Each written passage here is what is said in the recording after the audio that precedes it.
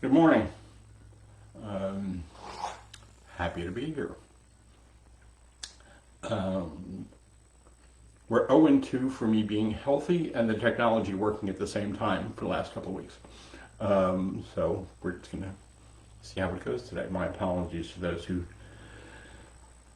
tuned in on Facebook and YouTube last week and then lost the feed when my camera cut out.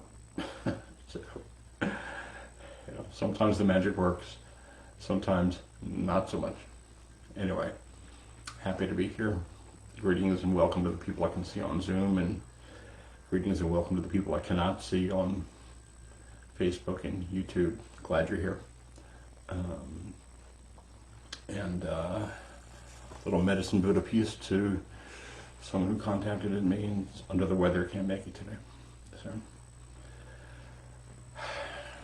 last week talked about the Four Noble Truths, and following on Gil Fonsdal's tradition of starting the year with the beginning foundational teaching of the Four Noble Truths. And I decided to just do a deeper dive into that over the next couple of weeks.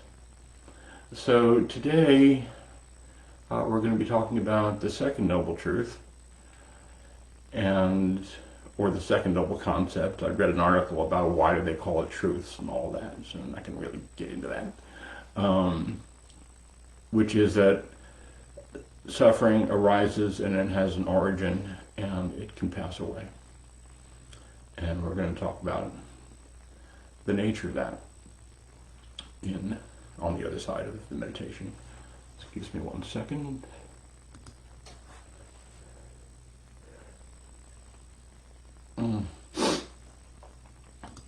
There's just news coming. It'll come in the middle of meditation.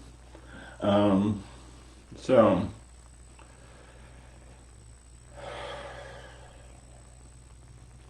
I invite you to come into a meditation posture, whatever that is for you.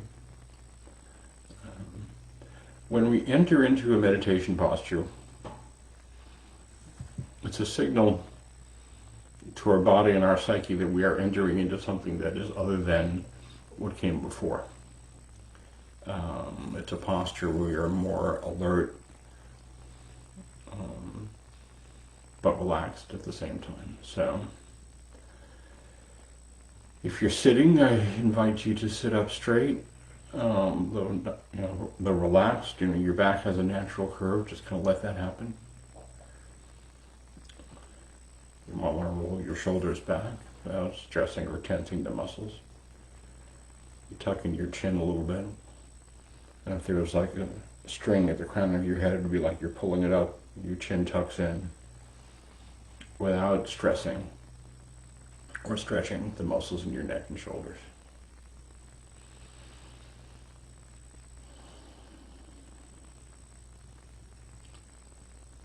And let's just come into awareness of this moment and what it's like to sit in this body, in this seat, in this moment.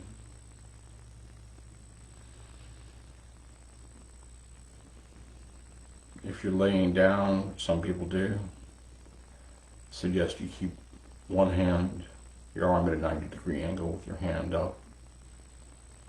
That way, if you fall asleep, your hand will come down and you'll wake up. Falling asleep in meditation is not a big deal. People do it all the time.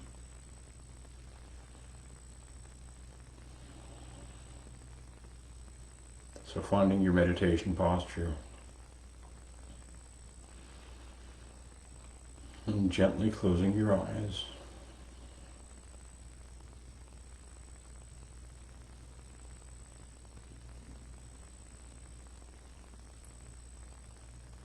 And noticing what it feels like to be sitting where you're sitting. Just letting gravity do its thing. Maybe the ambient temperature in the room.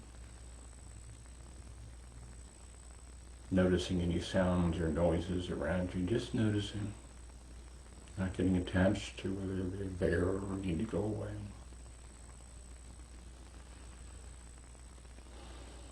Just noticing the conditions of the moment.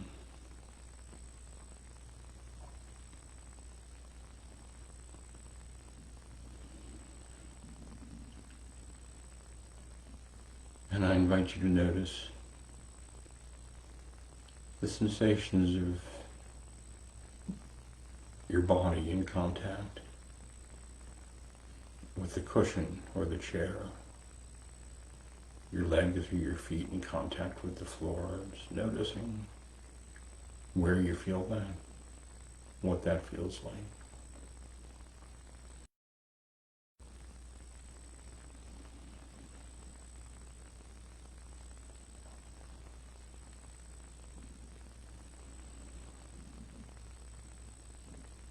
Just coming into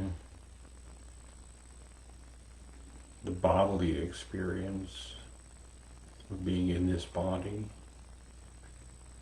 in this moment.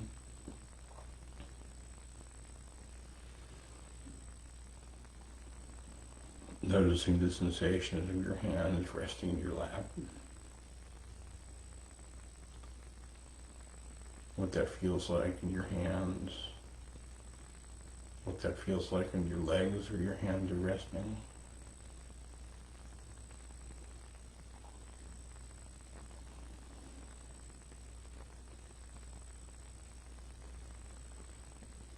Just orienting your attention to the now.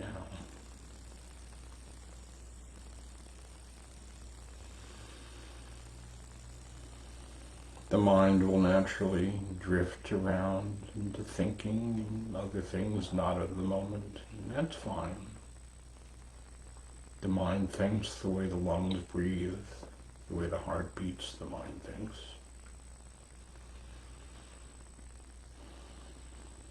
But when you notice, just come back.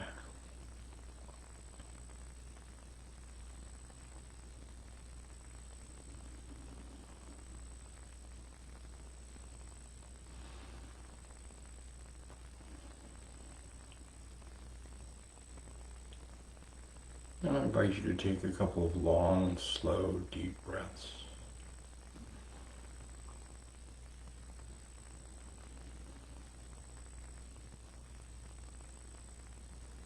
Noticing the sensations of the air moving in and out of your nose. Noticing the sensations of your chest and belly expanding.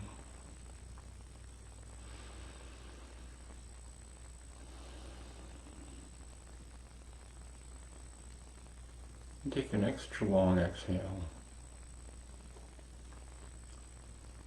Maybe pause for just a split second. Begin the inhale.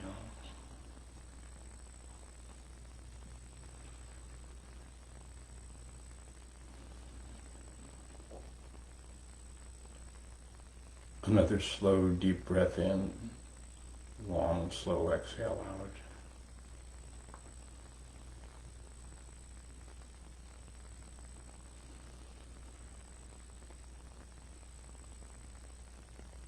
Letting your breath return to normal.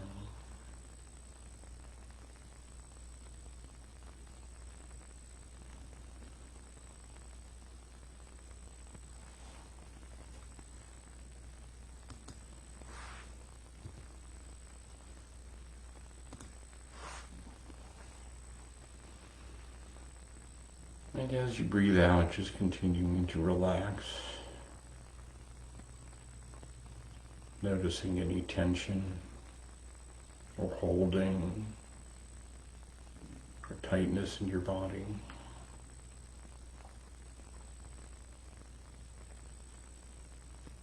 And just breathing into that and letting it go to whatever degree you can. It's a gentleness practice, just noticing.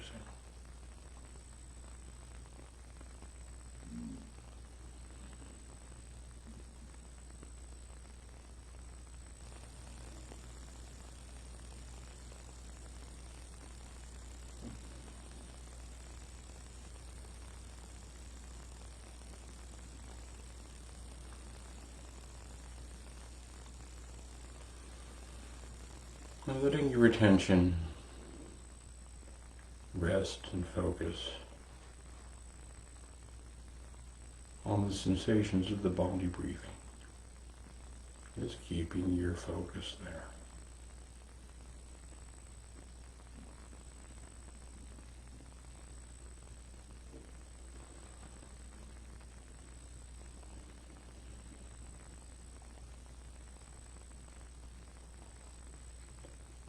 Riding the sensations of the breath,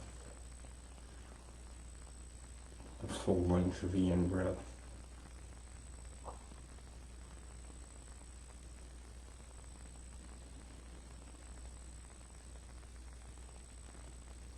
riding the sensations of the full length of the out-breath.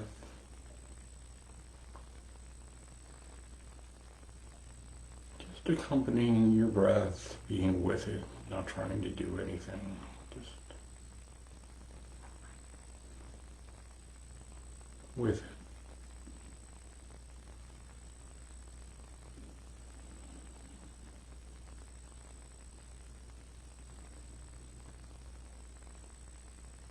When your mind wanders off, which it will, it's not a big deal, it does that all the time.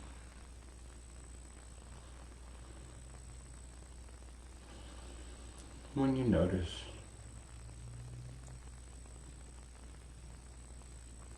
just gently slide your attention, your awareness,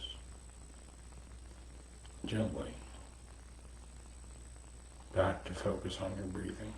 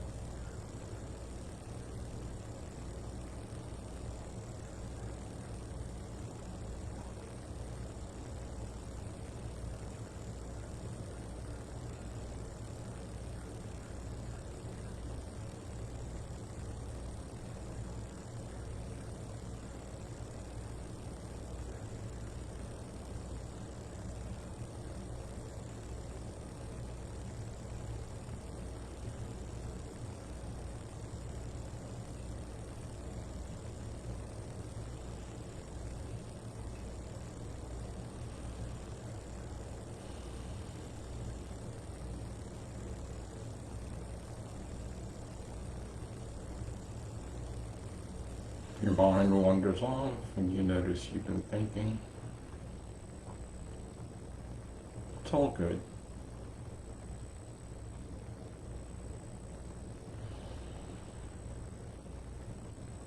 Just notice the phenomenon of thinking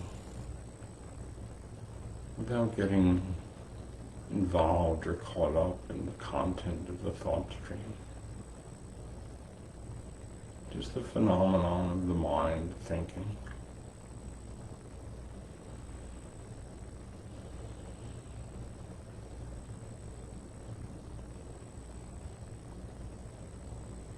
And gently bring your attention back to the body breathing.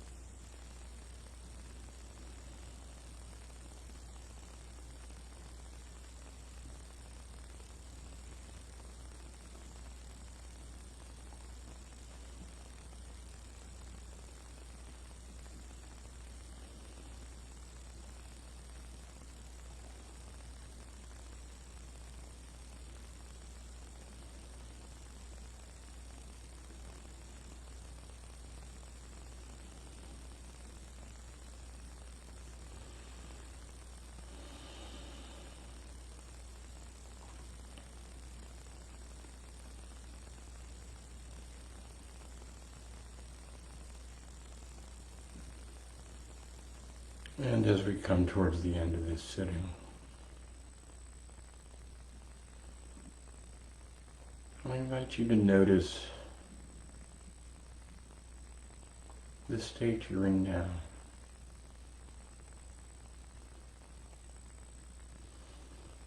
Maybe what you're telling yourself about the quality of this meditation.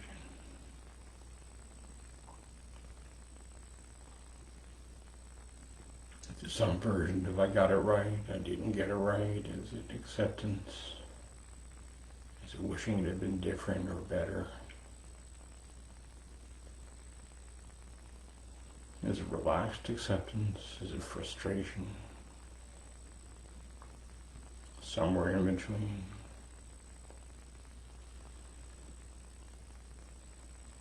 Or is it just your experience as it is, just sitting in it?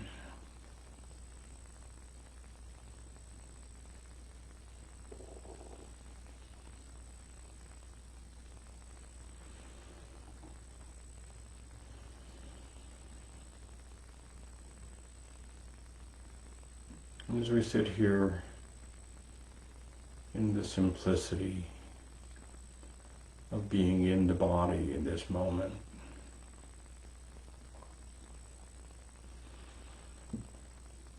I invite you to bring the simplicity of this moment out with you into the world.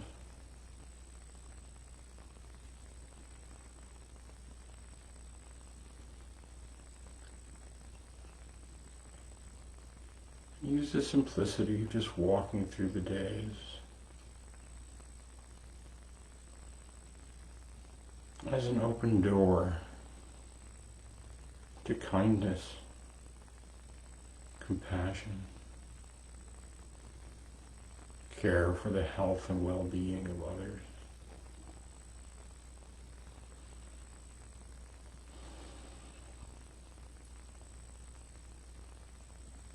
May the benefits of this meditation, this practice,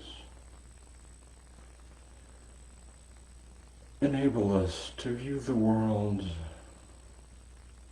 through the lens of kindness and compassion, to bring gentle energy, kind and compassionate energy into our interactions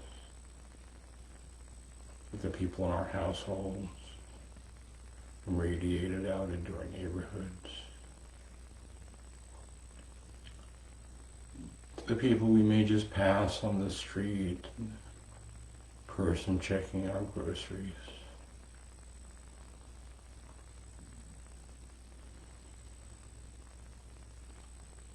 May kindness and compassion follow you everywhere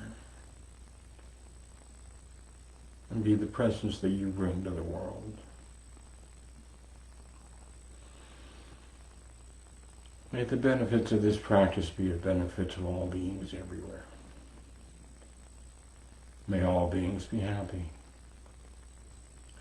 May all beings be well. May all beings be safe. May all beings be at ease and at peace.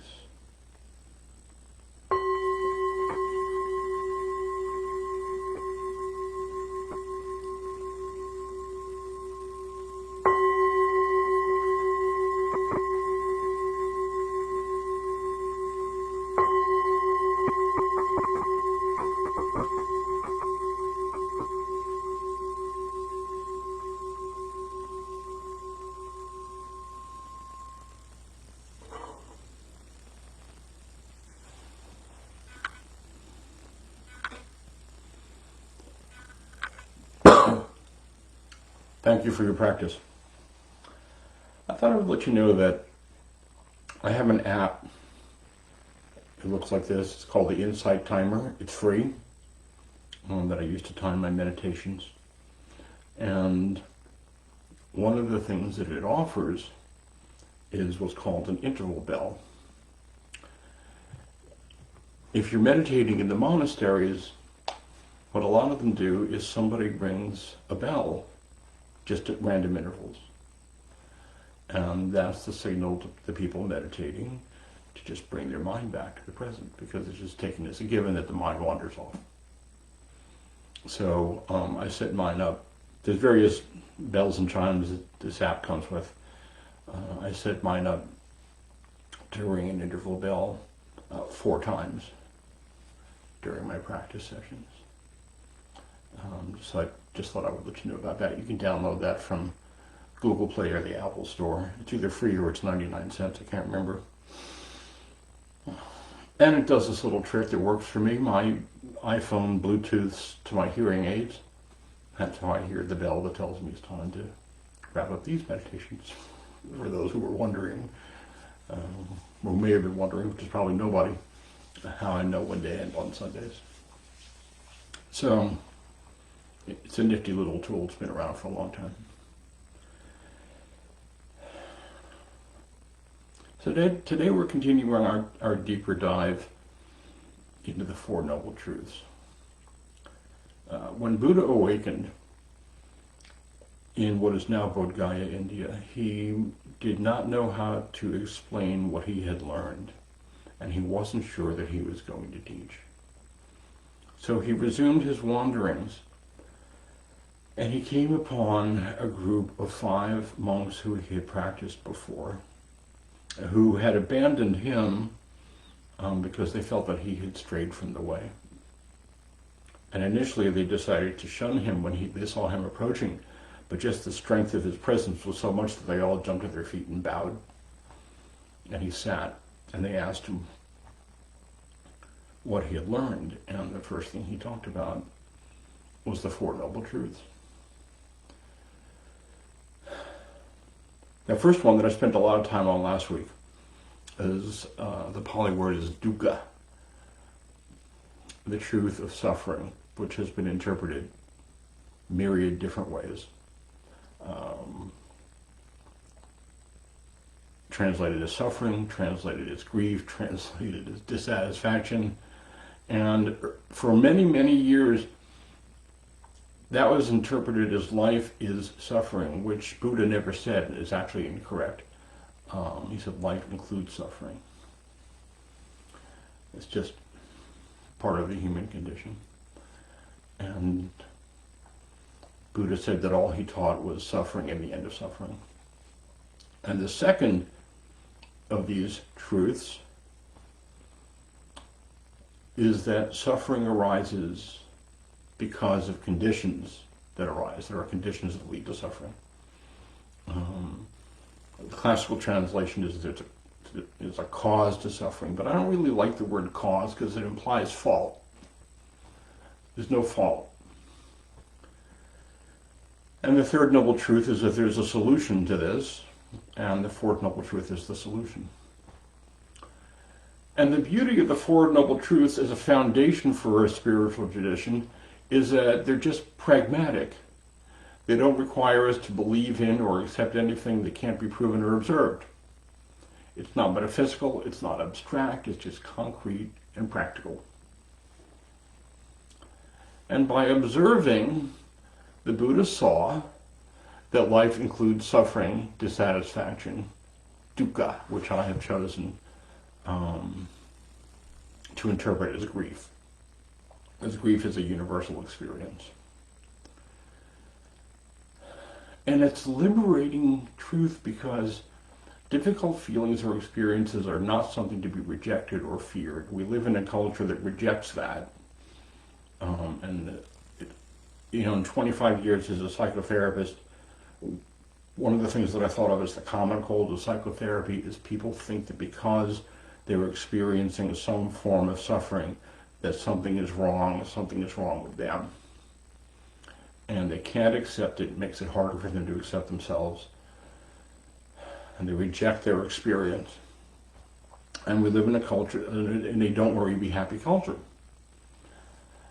And what's liberating is these difficult feelings are not something to be feared or rejected. It points to a path of self-acceptance and self-compassion, acceptance of our experience, especially when it's difficult. And the problem is that even though grief and dissatisfaction are an endemic part of the human experience, we tend to reject it and crave something different. We crave for things to be other than they are. And that's the basis of the second noble truth. Craving. That suffering arises from desire for things to be other than as they are, and clinging to what is by nature impermanent. One of the foundational teachings is that everything is impermanent, yet we cling to things like they're not. So when they just by nature start to fade away, we experience pain or grief or suffering. And the literal translation for craving out of the Pali language, Buddha spoke a language which I can't remember the name of, which has been gone for a long time. It was first translated into Pali and then in English in Europe. But the literal translation of the Pali word is thirst, drivenness, craving, an inability to accept being without whatever it is we crave, whether it's a different frame of mind, whether it's some form of happiness as we conceive it, whether it's someone or something we have lost. Some version of I can't be okay without. And the extreme cases of this are an addiction. And there are the chemical addictions, drugs, alcohol, all of that. And then there are the compulsive addictions, food, sex, spending. The idea that the conditions of the present moment have to be different than they are for me to be okay. A desire for ourselves to be different than we are. To be taller, to be shorter, to be bigger, to be thinner, to be smarter, whatever. I am, by cultural standards, overweight. And this is exactly my father's body. I mean, exactly. To the point where as I'm getting older, I'm starting to have all the same stuff that he had at these ages. But if you saw a picture of the two of us from behind, you couldn't tell us apart. And my narrative about my body got very much entangled up with the front cover of Gentleman's Quarterly, where they show you what you're supposed to look like. Right? And to the degree that I've been able to come into a healthier body has been the degree to which I've been able to accept myself and my body exactly as I am. That's where I can start to make changes. And mindfulness offers us a very important tool for this, because mindfulness says instead of chasing our desires and our cravings, which is easy to fall into, we learn to observe them as phenomenon. What does that feel like? When I'm craving that object, say that food, what do I notice in my body? I check in, I'm not physically hungry. Okay, so there's something else going on. If I'm physically hungry, I'll feel it like down here in my belly. If there's something else, I'll feel it like up here. And the thought stream gets like focused on that. And one of the things I've noticed about early recovery in the 12-step thing, especially as far as food goes, is people think of craving as a crisis. It's not a crisis, it's a natural phenomenon. Happens all the time. Whether it's drug addiction, food addiction, sex addiction, whatever. Early on, people are still having cravings, and later on, people are still having cravings after 30 years. It's not a crisis. It's something the mind and body does. And in meditation, we can look at the moment-to-moment experience as it arises without attaching some sort of self-ism to it. That this is my craving, this is my desire. These are not necessarily my thoughts or feelings, they're just thoughts and feelings that come and go because the mind swings like a pendulum. And there, from that place, we can start observing our experience of craving and desire without judgment and bring some compassion to our experience, to ourselves. One of the places this shows up is getting attached to views. I did a whole Dharma talk on that, like probably a year and a half ago. I should probably do it again. We become attached to our point of view. We feel like we have to enforce it. We feel like other people are wrong. We feel like because the world doesn't look that way, therefore we are suffering. But it's just a point of view. It's just a point of view. And if you survey 50 people about the same thing, you'll have 50 points of view, and it doesn't mean that any of them are right or wrong. The point is to do no harm. The things we attach to, the things that we say it has to be this way, the craving, the thirst for that, that's the basis of suffering. So we can learn to just let it be. Relax into it. Just let it be what it is. Letting be is different than letting go. Letting go implies making it go away or making it somehow different. Letting everything be as it is, and then just seeing it for what it is and knowing it. Then we can investigate our sense of craving, our sense of entitlement, our sense of need. We can investigate and say, okay, what is that? And tease it out. We might find it has something to do with conditions of the present moment. We might find it's an echo from our childhood. We may look deeper into it and find there's nothing there and just move on. But the idea is just coming to let it be and then know it. And then from that place, we can start to see our own contribution to our own suffering. There's a line in Alcoholics Anonymous, I am the author of my own misery. And we become attached to that. My favorite Robin Williams movie, the first one where he showed up as a serious actor, is called Moscow on the Hudson. It's an obscure movie. And someone asked, and he's a Russian circus performer who's trying to defect to the U.S., and somebody asked him, what was it like in Russia?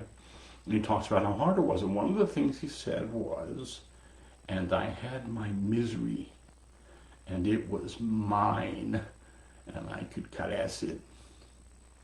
So among the things we get attached to is we get attached to our suffering. We integrate that as into part of our identity. And we can even step back from a mindfulness point of view in meditation and look at that and say, where did that come from? What is the nature of that? What does that feel like? And observe it like a phenomenon. And then it starts to get a little looser around the edges, a little more diffuse. It's not to say all desire is bad. Of course not. I desire to live and be safe. I desire for the roof not to blow off the house during the hurricane. You know, we all have like legitimate desires. I paid a fair amount of money to go to a concert last night. I desired for it to be a great show, and it was. But when we lose our freedom to our desires, we can't be okay unless, as an addiction, I can't be happy without, or what I've heard described as destination addiction. I'll be okay when? I'll be okay when it stops getting, by Florida standards, cold.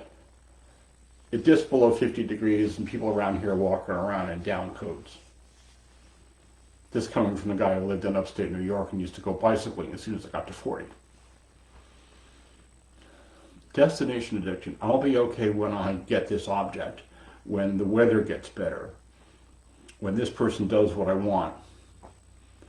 But what if I decide that I'm okay now? And I can be liberated from the craving for it to be different. So the first piece of addressing this is to ask ourselves, what am I contributing to my suffering, my grief, my pain, my dissatisfaction? There are, of course, external causes. We cannot ignore that. We lose relationships, People die, we lose jobs, stuff happens. Okay. But the place where we can have the most impact is to ask, what is my contribution to my suffering in those situations? And that's where we come to the mindfulness piece of being able to examine how we narrate our lives. What am I telling myself? And it was Philip Moffat wrote a really great book on the Four Noble Truths, the name of which escapes me right at the moment. But it was in his discussion of the second noble truth that I was introduced to the idea, which is totally true, at least for me, that our experience is in two parts. Here's what happens. Here's what we tell ourselves about what happens. Okay? These are separate, right? Here's an example. I go like this, and what do you see? You see my hand up. I go like this, and what do you see? You might say I'm flipping you off and say, what the hell is wrong with him? The part that you're not seeing is I actually have an injury right here. And there's a little tunnel right here. It's like the carpal tunnel, but smaller. And the tendon gets caught. Right? So when I go like this, I have to physically go like this. So here's what happened, and here's what we tell ourselves about what happened. I struggled with this a lot over the week and a half that I was really, really sick with COVID. Because when you're really in physical distress, the mind immediately will go to, oh my God, this is terrible, it's never going to end. And I will admit, some days are better than others, and some days are pretty rough. But the narrative, what am I telling myself about that? This person is misbehaving. Am I telling myself that has something to do with me? Or that this person is in pain and this is what that looks like? I can't get that thing I really want at the store. Oh my God, or the Hopi Indians believe in every situation has 88 possibilities. I read an article about that when I was in grad school. Don't know how that came to that. I don't care, but I like it. So here's what happens, and there are 88 things you can tell yourself about it. Some of them serve your sense of well-being, and some of them don't. We get to choose that, and that is the nature of the second noble truth. The arising of our need for things to be different than how they are, and therefore we start describing our lives and ourselves and our experience through that lens. And we don't have to do that. Which brings me to something that I've talked about a lot in these sessions, the 2 arrows. I used to know the name of the teacher who first put that forward, but can't remember right now. And I'm not going to become attached to whether or not I need to. Because there was a little bug in the back of my head that says, I better remember that, you're in front of these people. It's my mind doing what it does. The first arrow is whatever the wound is. Boom, I'm hurt. This person wronged me. This thing happened to me. That's painful. There's really nothing we can do about that. Most of the time, life just kind of presents itself. The second arrow is what I tell myself about that. Do I need to inflict another wound by telling myself that I'm bad, stupid, and wrong? As my good friend Steve likes to say, are you telling yourself you're bad, stupid, and wrong? And the gift of these practices, of continual mindfulness practice, is that I'm getting better at noticing when I'm doing that. I'm not going to tell you that I never do that anymore. That would be completely dishonest. But I'm getting better at noticing more quickly when I'm sliding into a narrative that doesn't serve me and my sense of well-being. I would like things to be different. This is true. Am I investing my entire sense of well-being in that? That's the nature of craving and thirst. And it's a work in progress. We're all just doing the best we can. And it's good enough. I may have been better with this a few days ago, but causes and conditions were different a few days ago. I may be better at this tomorrow, but causes and conditions will be different tomorrow. The second noble truth, the truth of craving as it relates to suffering, of needing for things to be different than they are, of clinging to things that are impermanent, presents us with an opportunity to be a little more compassionate with the person sitting in this body. People who've been coming to these talks for a while know that I always end up pointing to self-compassion because that's the message. And if you look at the Eightfold Path, I did a deep dive into that last year, did 8 weeks on it. At least to me, they all point to that, coming to that place. You know, the awakening is not like the lightning bolt experience where you find yourself as Buddha found himself sitting under the Bodhi tree. The awakening is knowing we're okay, even when it's hard. And learning to view our craving for it to be different as a phenomenon that happens, not as a thing we are doing and therefore doing it wrong. So, I invite you to be kind and gentle with yourself. And just for today, I invite you to notice those moments when you're telling yourself you're not okay. I invite you to notice those moments when you're telling yourself, this is not okay, I need it to be different.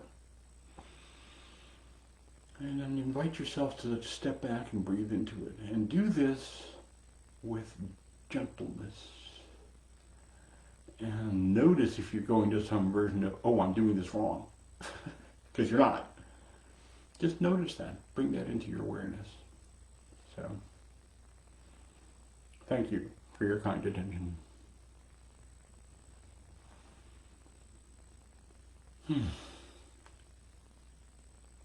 I'm waving and I see myself waving. That means the camera is still working. As opposed to last week when it stopped working. Any questions or comments about any of that? Or anything else? Any questions about your meditation practice or so on? Thank you, Ken. Yeah, can't hear you, Will. I said thank you.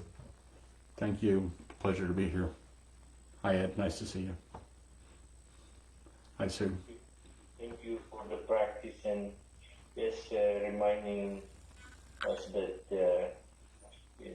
that things still happen and that we catch it and we are aware of what's happening, and if it didn't happen now, then I'll work on it again. So there is a chance that but the practice is there. And that is the key for me. Thank you very much. Yeah, meta practice is an important key. I sometimes get hung up in politics, as if there's something I can do about it. Right? And then I remember my favorite quote from Frank Zappa, that politics is the entertainment division of the military-industrial complex. Just step back and watch it like a movie going on. There's nothing I can do about it, and those people really are crazy. On all sides of it. And take a deep breath and separate my sense of well-being from that. And Ed said offer metta to all of it, starting with me. Yeah, thank you, Ken. I was in Florida all of last week. That's why I missed you last Sunday. You didn't come see me. Now I'm suffering. I'm telling myself that I'm bad. Okay, sorry. Yeah, I missed you last week. Sorry about that. You didn't miss anything. You missed the camera dying halfway through the session. I was visiting my mom down in Punta Gorda, and it was so nice and sunny, and they, lived in this seemingly perfect community, and I was walking the sidewalks and just walking meditation, letting my mind go, and it was beautiful. But then, and we went to Siesta Key Beach. It was the most beautiful beach. It was white sand and so soft and perfect. And I was doing yoga on the beach with this group of people, but even as I was feeling like this is paradise, right? This is as perfect as it gets. My mind's like, I gotta go home, to Maryland. I don't know when I'll be able to get back here. I may never be able to do this again, it was focused on the fact that, like, in the future I won't be able to come back here. So I was really trying to root myself in the now, in the moment. But even then, even when you're in exactly what every person envisions the perfect vacation would be, you're still fixated on the future loss of that. So it's just interesting to observe the mind and how dysfunctional it is, how it works. Well, don't worry about it. It's just we can observe that as, oh, there's that thing doing that thing again. I visited the Outer Banks in North Carolina a couple of years ago. I highly recommend it. I like to photograph lighthouses. There are 5 famous ones there, blah, blah, blah. And just came upon this unbelievably beautiful stretch of deserted beach. And what I noticed, I'm really digging being here at the beach, and it's kind, and it's calm, and the waves are beautiful, but there's this like angry thing going on up here. It had nothing to do with the moment. And in that moment, I had this idea. That's when I named that part of my mind. I just decided to name him Herbert. It's a reference to something in Star Trek. You can look it up. I'm a Trekkie.